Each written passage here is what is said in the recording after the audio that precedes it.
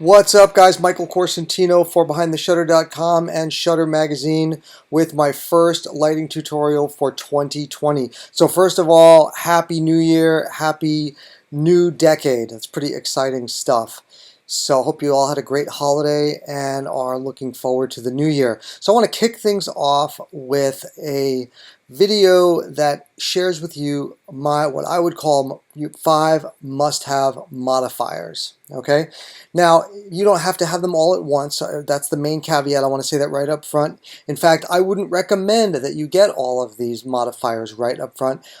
Even if you can, I recommend that you get them one at a time and that you slowly build and that you really explore each modifier that you add to your arsenal of lighting tools one at a time and as fully as possible, trying them in all the various iterations that you can use them with diffusion, without diffusion, if they have different colored interior fabrics, silver, white, in the case of an umbrella, shoot through, bounce back, diffusion, etc. From different angles, different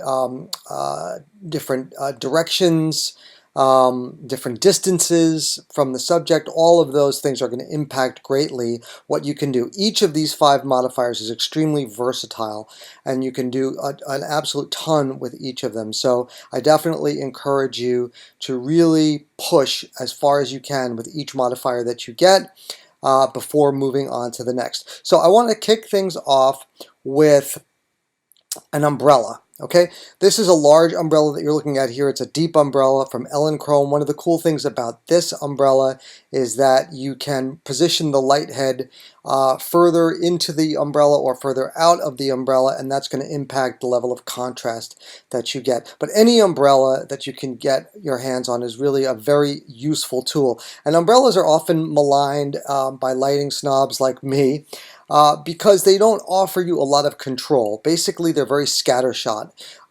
They throw light everywhere. But in some instances, that's not a bad thing. You'll see in the sample images that I'm going to provide. Each of these 5 must-have modifiers, I'm going to give you some sample images so you can see. And these are just the tip of the iceberg with what's possible with each of these modifiers. But it'll give you a taste of what you can do. And again, you can take any of these modifiers from very soft to very hard, or relatively soft. Some of them are smaller modifiers, so they'll be harder than the larger modifiers, but in any event, they all have a wide latitude of effects that you can create from soft to very hard and crisp contrasty light. So with an umbrella, as you can see here on the left, you've got a shoot-through umbrella, which is a translucent umbrella that you can, made of diffusion fabric, and you can shoot the light through that for a very soft effect. Now you can also, in the middle, you see here that it's set up for bounce back, which means the light fires into it, and then the light reflects and bounces back toward your subject. Right here, you're seeing a white interior. They're also available in silver and in some cases gold. And then on the right, you can see that same umbrella with a diffusion fabric on it. That's kind of an ad hoc Octa bank. So these are really, really versatile lighting modifiers. They're really inexpensive as well compared to most lighting modifiers that you're going to get your hands on. So if you're just getting into this, or you're looking for an inexpensive tool to add to your arsenal, umbrellas are great. You can also get a convertible umbrella, which will put all of these together in one umbrella that will allow you to reconfigure it for various uses. So you can do a shoot through, you can do a bounce back, you can do a diffusion. Sometimes the diffusion fabric comes with, like in the case of the Soft Lighter 2, which is a really great modifier, and Leibowitz uses it. I have a couple of them. They're awesome. I think Chrome, as you can see here, makes a diffusion panel as well. So, you know, convertible umbrellas is a great way to go. They're about $100, and I would say it's money well spent. Okay, let's take a look at some examples. In both of the examples that you're going to see here, I was using an umbrella as a bounce back from above. So I've got the nice medium-sized umbrella, I think about a 40-inch umbrella above, and I'm shooting the light in and it's bouncing back, giving me this effect. I love to use umbrellas from overhead. It's kind of atypical, but it produces really great results. So that's one version, and then again, you can see how drastically different we can, the drastically different effect we can create, but again, the same position and the same umbrella. This time I'm just using a silver umbrella to get a little more contrast. Position is the same, distance is the same. Swapped out the background to create a much more dramatic look, where in the previous look we've got a much more open, airy look. In this one we got a very dramatic and contrasty look. So, but again, still an umbrella, still a bounce back. Okay, so definitely, if you don't have an umbrella yet, a convertible umbrella or a series of umbrellas, definitely worthwhile looking into and adding to your collection of light modifiers. All right, next up is beauty dish. All right, this is a Mola Demi beauty dish. It's 22 inches. Now, the interesting thing about a beauty dish is it's kind of the best of both worlds between a softbox and a reflector. Okay, reflector is going to be very contrasty. Softbox is going to be on the softer end of the spectrum. The beauty dish straddles the line between those two, so it gives you a very beautiful light with a little bit of crispness. And the way that it does that is by its shape and by the central diffusion disc that you see right in the center of that dish. What it does is the strobe is positioned behind that disc, and it bounces off of that disc, it goes back into the back of the reflector, and then shoots back out, reflects back out. So it diffuses the light, gives it a softness, and then the undulating design also helps build contrast. And also the crisp edge of the reflector of the beauty dish gives you increased fall off. Okay, so the amount of light is going to fall off more quickly than it will with a softbox. So you have to know that going in. Also, it's important for me to note that any of these 5 modifiers, which I'm going to show you, or at least most of them, can be combined to great effect. Okay, so for example, I'm going to talk about strip box. You can use a strip box with this beauty dish, which I do often. I put the strip box below the beauty dish for fashion work, so that this way, and it's in a vertical orientation, so that this way I can light the head and shoulders with the beauty dish and the rest of the figure with the strip box. Okay, so, and you can always use an umbrella for a fill if you wanted. So all of these you really can mix and match and use many of them together or in combination to great effect. All right, so beauty dish is a really versatile modifier. You can use it for, again, for a ton of things. You can create for fashion, portrait, beauty, sports images, anything from soft and classical to very specular and contrasty. All right, let's take a look at a couple of examples. And there you go. So you can see one kind of headshot, comp card for a model, image with a little bit more contrast, beautiful black and white conversion. Beauty dish is great for black and whites. And then a nice fashion image. Okay, so really a very versatile dish. We're going to see some other images down the line where I talk about strip box that also use the beauty dish for a very different kind of look, a very contrasty, punchy look. So just we'll touch on that when we get there. All right, so that's the beauty dish. And again, my favorite is the Mola Demi beauty dish. They make a whole range of beauty dishes with different effects. Definitely, if you're a fan of beauty dishes, check them out. I have, collect them all. Okay, let's move on to our strip box. All right, strip box is another must-have modifier. What's unique about the, and I wanted to make all of these different enough that you wouldn't be having a lot of crossover. Okay, so each of these does a very different thing, but again, each of them is very versatile, so they're really cool in that way. So the strip box, what the strip box does is it takes the light and it confines it to a narrow vertical or horizontal channel of light. You can use this for a catch light under the eyes. You can use this on either side, which we're going to look at some examples in a minute, on either side of a subject behind them to create really cool edge light, or rim light is what it's known as, or kicker lights. And used in combination with what you see on the right, which is called an egg crate grid. That allows you to even more precisely control how tightly the pattern of light is, okay? Because the egg crate grid really controls and gives you a much more precise area of light versus area where there isn't any light. So it really controls where that light begins and ends. So I would say that they're both must-have tools. Start with the strip box if you're on a limited budget. Elechrome actually just introduced a line of egg crate grids. You used to have to buy them from Light Tools before if you're an Elechrome shooter, but Elechrome now has their own line of grids, which I think are a little bit more cost-effective.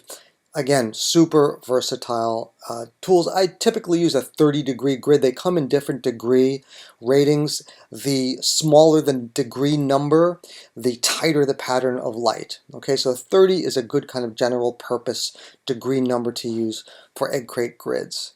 Let's take a look at a couple sample images created with strip boxes.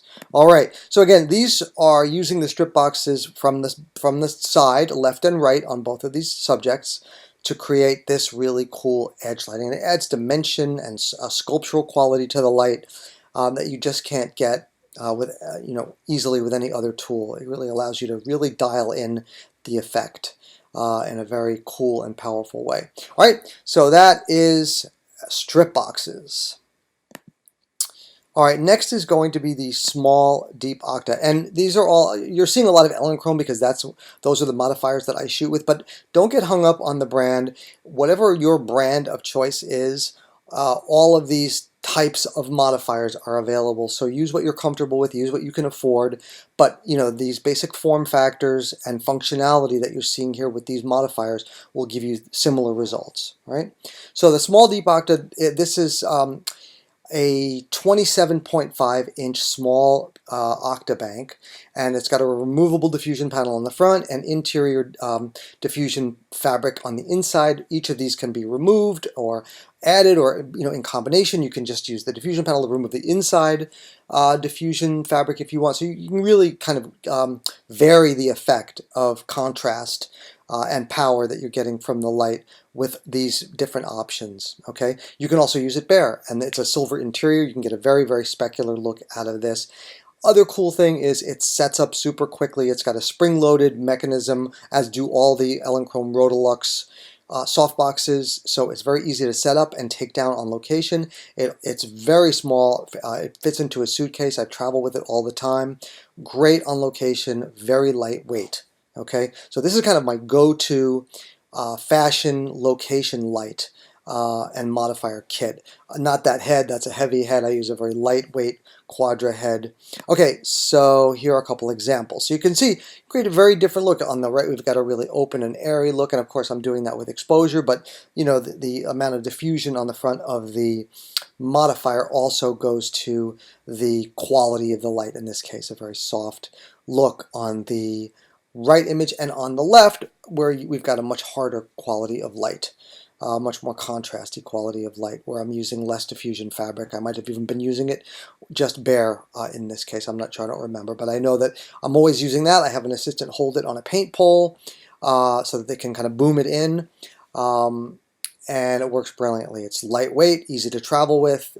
Again, one of these modifiers that gives you lots of different options and a ton of range. So small deep octa. All right. And next, but last but not least, is the Elechrome large octabank. This is a 75-inch octabank, I believe. I have the older version of this one. This is their new one called the Light Motive. I have the 74-inch octabank. It's an indirect oriented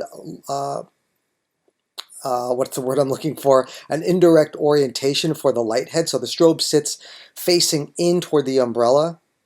So it bounces the light into, it shoots the light into the umbrella, and then it bounces it back. So it's already kind of diffusing the light, as well as the size. The basic rule of thumb is the bigger the modifier, the softer the light, and the closer that modifier is to the subject, the softer the light. So you really can't beat the size. The only thing you could do better would be to use a really, really large, like an 8x8 or a 10x8 scrim, and then put your strobe through that. But that's not practical in a lot of situations. It's also really large.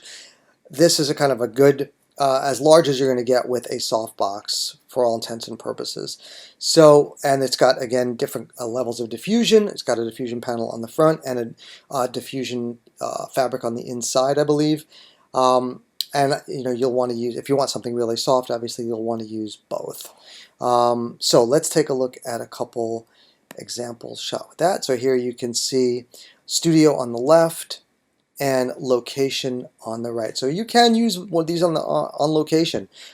Is it not a pain in the ass? Yes, it's a pain in the ass. You know, the wind will make it into a sail. You need sandbags and you need someone to kind of mind it because, again, it can take off in a heartbeat. But as you can see, I think the results are worth the effort on location. It is really compelling, and you get a great look. However, you can use, like we looked at before. Let's go back here. Let's take a look at this umbrella with the diffusion. What you're seeing on the right, that would be a good kind of ad hoc solution if you don't have the large Octabank. Okay, you're not going to get as much coverage, because obviously you're talking about something that's a very different size. This is 75 inches, where the other one is probably like 40 inches. So you may not be able to get full figure, or you may have to move it back a little bit. So maybe the light won't be quite as soft, but you'll still get a nice soft light. Great for portraits. As are both of these. This as well as this is great for rather this with the diffusion, and this with the size is great. So any of these modifiers in the right hands, you can really do a lot of damage. You can get a lot done. You can create some great effects. Okay. So, I mean, that's why you come and you watch these videos, right? And that's why you subscribe, hopefully, to Shutter Magazine, because if you follow these videos, I'm going to show you how to use all of these modifiers. But I really wanted to kind of tell you what I think are the 5 must-have modifiers that every photographer needs in their kit. All right, guys, that's going to wrap it up for this video. Look forward to seeing you next month here at BehindTheShutter.com and Shutter Magazine. Thanks for tuning in.